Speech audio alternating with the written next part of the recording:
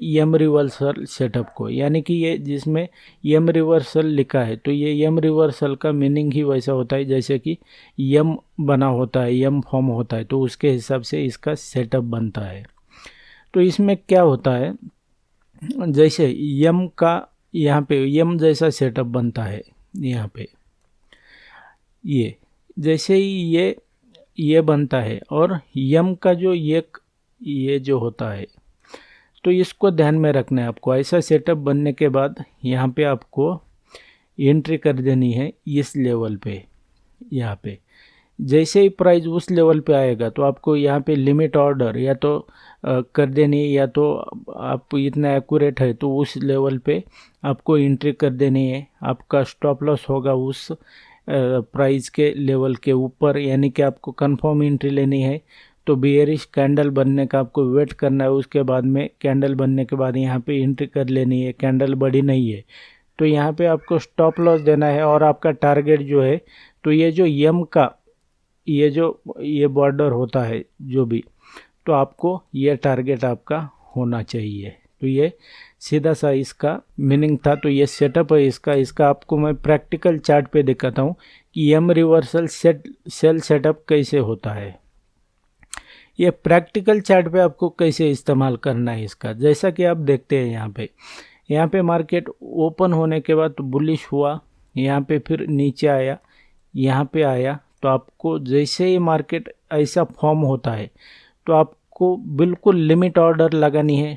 Stop loss strict होना चाहिए, ऐसा नहीं है कि ये लेवल यहाँ पे है इस सेटअप की और स्टॉप लॉस कहीं तो और इतना बड़ा दे रहे, तो वैसा नहीं करना है। ये हो सकता है आपका इसमें बहुत सारा हार्ड एंड मनी लूज हो जाए। तो आपको स्टॉप लॉस इस लेवल के ऊपर देना है, एंट्री यहाँ पे करनी है, और टारगेट आपका ये होना चाहिए।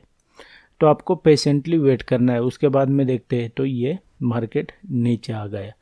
ऐसा क्यों होता है, तो इसका सीधा सा मीनिंग है क्योंकि जो मार्केट को हैंडल करते हैं तो वो ह्यूमन में ही होते हैं, यानी कि वो इंसान ही होते हैं। तो उनकी साइकोलॉजी जो है तो वो रिपीट होते जाती है। तो हम अब नेक्स्ट स्लाइड में चलते हैं और नेक्स्ट एग्जांपल को देखते हैं। ये है डब्ल्यू रिवर्सल सेटअप, यानी जैसे एम रिवर्सल सेटअप था वैसे ही डब्ल्यू रिवर्सल सेटअप है। इसको कैसे इस्तेमाल करना है, जैसे एम को हमने किया तो उसका उल्टा डब्ल्यू को करना है। तो डब्ल्यू में क्या होता है, यहाँ पे मार्केट डब्ल्यू की तरह बनता है।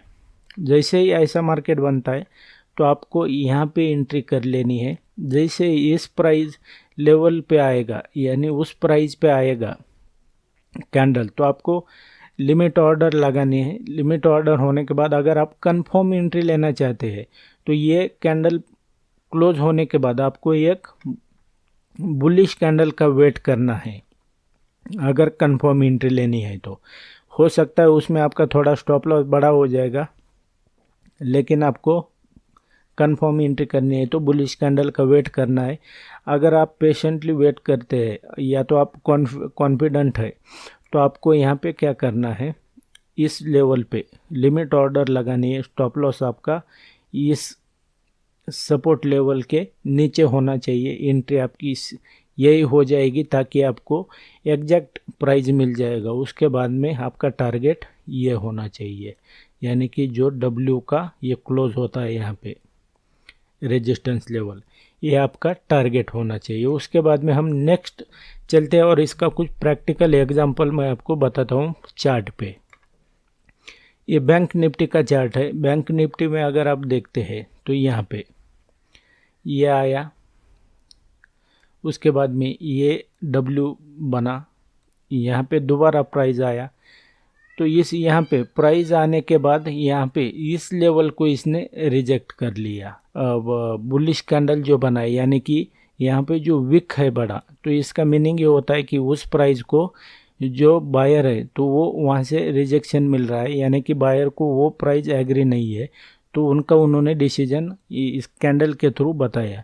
तो उस लेवल पे आपको कैंडल क्लोज होने के बाद एंट्री कर लेनी है। यहाँ पे स्टॉप लॉस, कैंडल बड़ा नहीं है तो यहाँ पे होना चाहिए, कैंडल बड़ा नहीं है तो अगर कैंडल बड़ा है तो कैंडल के यहाँ पे दे सकते हो, और आपका टारगेट होना चाहिए यहाँ पे, क्योंकि ये डब्ल्यू का ये है, ये यहाँ पे नहीं होना चाहिए, क्योंकि आपको पता नहीं है यहाँ मार्केट जाएगा कि नहीं जाएगा, क्योंकि ये इसका रेजिस्टेंस लेवल है। तो आपको यहाँ पे ये टारगेट दे देना है